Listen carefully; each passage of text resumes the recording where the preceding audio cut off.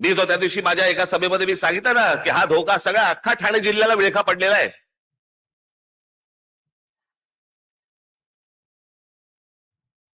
आज इथे विमानतळ येत आहे, इथे अगोदर एक पोर्ट आहे.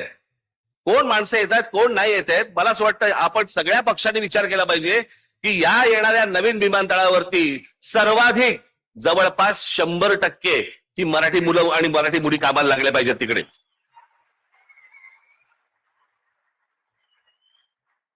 बाहेरून कोणीतरी उद्योगपती येणार, तुमच्याकडच्या जमिनी घेणार, तुमच्याकडचे धंदे घेणार आणि वाटेल तो थैमान घालणार.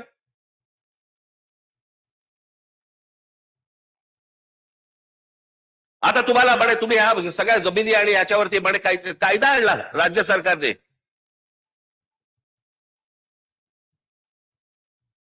तुम्ही कोण आहात? तर अर्बन नक्षल आहात, शहरामध्ये राहणारे नक्षल.